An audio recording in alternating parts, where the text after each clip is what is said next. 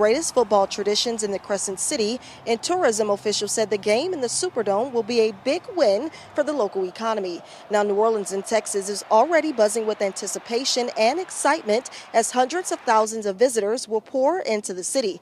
Now, this is an event that will have to be even larger economic impact on New Orleans and Louisiana. I spoke to Jeff Hutley, CEO of the All-State Sugar Bowl, and he tells me the city could see millions of dollars in revenue. We're proud of what a semifinal game and what the Sugar Bowl annually does. We expect there to be north of a $200 million economic impact for the city and the state this year. That includes more than $20 million in direct tax revenue. So it ought to be a special time over New Year's. Now, coming up at 10, we'll talk about how the Sugar Bowl will have an impact on the city of New Orleans and businesses in the area at the start of 2024. For now, reporting live in New Orleans, Courtney Williams, WDSU News. Talk soon, Courtney. Thank you. Turning now to your first warning weather as we go ahead and take a live look outside on what has been a warmer and drier day after a very wet start to our weekend. WDSU meteorologist Devin Lucy is joining us right now with a first look at your first warning weather.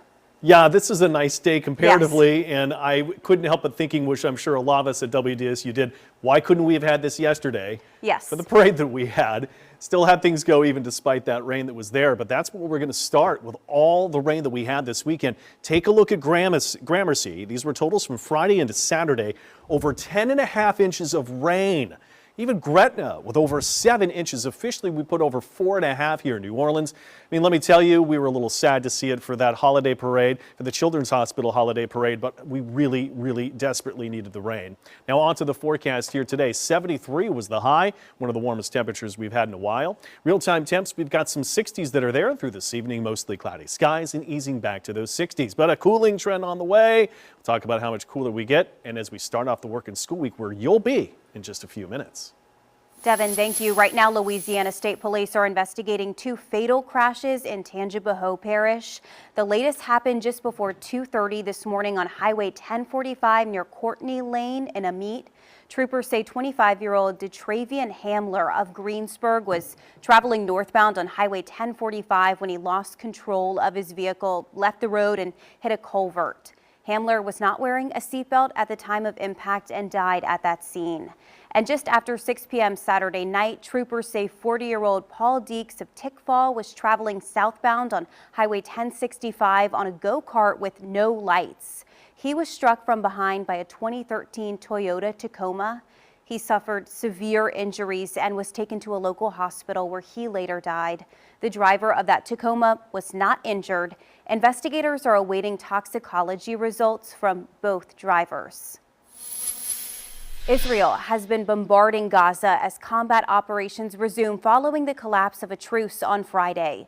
Israel has recalled its team of negotiators from Qatar after reaching what it called a dead end in talks aimed at securing a fresh pause in the conflict with Hamas. With fighting underway again, the U.S. is stepping up pressure on Israel to do more to protect civilians. Rob Kirkpatrick is following the latest tonight. Israeli Defense Forces are resuming strikes in Gaza after talks of extending a truce broke down over the weekend. Yes, we are engaging. We are seeking out Hamas wherever they are. The Israeli military says it told civilians to leave large swaths of the Gaza Strip, including a number of neighborhoods in southern parts of the enclave, where many have taken shelter in recent weeks. Meanwhile, the U.S. has stepped up pressure on Israel to do more to protect civilians. I personally pushed Israeli leaders to avoid civilian casualties and to shun irresponsible rhetoric. According to the Hamas-controlled health ministry in Gaza, more than 15,000 people have been killed there since Israeli operations began in early October. The IDF says it has destroyed about 500 tunnel shafts during its offensive in Gaza. In a statement, the IDF says many of the tunnel shafts were located in civilian areas, and many miles of tunnel routes have been destroyed. Talks of extending a truce collapsed on Friday over the terms of releasing women still being held hostage in Gaza, according to a source familiar with the talks. It's also important to understand why the pause came to an end. It came to an end because of Hamas. Hamas reneged on commitments it made. Family members of hostages are once again frustrated that their loved ones are still being held captive. And now there for the 56th day. All of the hostages that were with him were released, and he is now left alone. I'm Rob Kirkpatrick reporting. Still to come on the news at 5, air traffic controllers voice concerns about their growing workload increasing the risk for mistakes. Ahead, how the FAA is addressing safety concerns.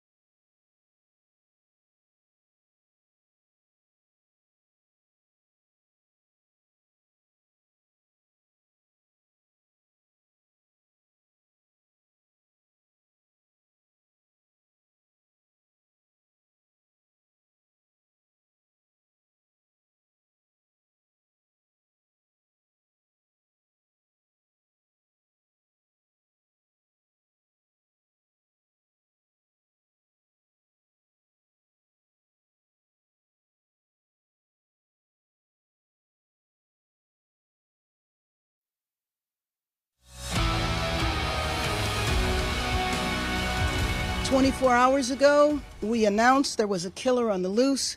Now he is in custody." Investigators say they have evidence linking 33-year-old Jared Powell to the murders of 4 homeless people in Los Angeles County.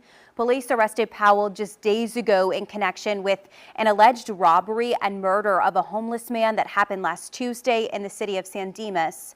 Authorities say they have determined Powell also is responsible for the killings of 3 men in Los Angeles. Police say cooperation between several law enforcement agencies helped crack the case. It is with tremendous pride that I announce that their collective work, in concert with the work of the Los Angeles Sheriff's Department, Beverly Hills Police Department, has resulted in the identification and the arrest of the individual we believe is responsible for these vicious crimes. Police say they have not yet determined a motive for those killings. A New York Times investigation shows air traffic controllers are by and large overworked, demoralized, and at greater risk of making mistakes. The paper says air traffic controllers and others submitted hundreds of complaints over the past 2 years to an FAA hotline. The complaints described issues including staffing shortages, mental health problems, and unpleasant working conditions. The Times uncovered at least 7 reports of controllers sleeping when they were on duty and 5 complaints about employees working while under the influence of alcohol or drugs. An FAA spokesperson said the story does not reflect the high level of safety of the country's airspace. The agency says it encourages air traffic controllers to report safety concerns and incidents without fear of retaliation. Last month was reportedly the warmest November on record. The Japan Meteorological Agency reports that November 2023 beat the previous record set in 2020. November also marked the 6th month in a row of record global average temperatures. Scientists have said this year's exceptional warmth is the result of the combined effects of El Nino and human-caused climate change. Right when you add those two together, El Nino is warmer temperatures in the waters in the Pacific Ocean, and that's a huge ocean. It is the largest ocean on our planet. And back to our local weather, though, as we've got at least temperatures that have been a little bit warmer today. I want to take a look at those November stats because even as the world was a little warm, well, we were average for the month of November. Stats came in that we were just close to a typical high temperature. In fact, a little bit below. When you take the average of both the highs and the lows, we were almost exactly there with the typical temp. And rainfall, we were a little bit of a deficit, but nowhere according to what we had with the rest of the year, with rainfall deficits on the order of 20 plus inches. Other high temperatures across the region today, again, I mentioned this with Elizabeth earlier, wish we would have had this yesterday, 70s for many as we got a little sun to bleed through here today. Where we stand, we're into the 60s at this point. Got a few high in the sky clouds rolling through. Had a bit of a northwest wind today. The wind's trying to switch to the southwest, but they're pretty light. If any at all, lakefront, we've got the wind at about 3 miles per hour, and home I got a wind with you at about 5. It's averaged over 2 minutes. So there's a look at the front that's finally through. That combined with the systems that rolled over the top of that to give us all the rain. Secondary weak system does nothing, but it's a second cold front. That's really going to drop in some cooler air, but did you see the rainfall forecast with that? Nothing's going to come out of that. It's just going to be a temperature change, which we're kind of on a downswing here for the next few.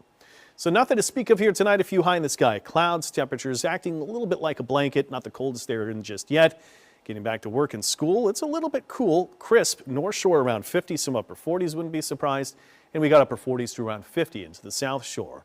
This means at the bus stop for the kids tomorrow morning, we're talking coats for sure. 40s and 50s, a lot of those upper 40s to about lower 50s, and a few clouds, partly to mostly cloudy depending on how you see it. And it's just a few clouds tomorrow. It's a cloud and temperature forecast for the next few. You can see we got a few of those, and I think enough sun to bleed through. We're close to 70. Wouldn't be surprised if we overachieve these temperatures a bit. I got us mid to upper 60s, but some of the data point to it's maybe 71 to 72 on the top end. Tuesday is going to be more of the same. A few clouds, kind of middle to high altitude clouds. Temperatures a little bit cooler because we're tapping into some north flow that drops in some of that cooler air. So back to mid 60s for highs then. We go into Wednesday, and that's where the chill after that front settles in, but then a little bit of a warm-up before our next front starts to arrive.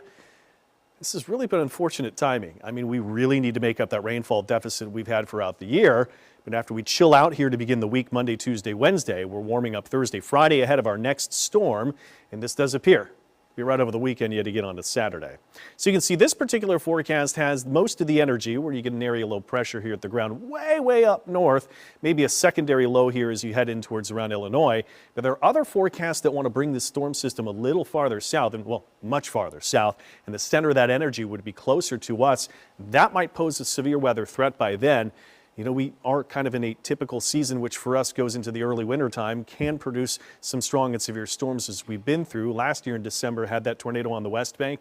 I'm going to watch Saturday very close, but the takeaway is that's the return of our next rain chances. Once that's through, though, I think it's quick to be in. It's out. Cooler air settles in for Sunday. WDSU first warning weather, 7-day forecast. Again, a little bit cooler compared to today's 70s with upper 60s, but not too bad. We got a little bit of sun and a few clouds. Even cooler as we go Tuesday, Wednesday, but as it's just mentioned, we'll hold off all the rain, unfortunately, until next weekend, Elizabeth.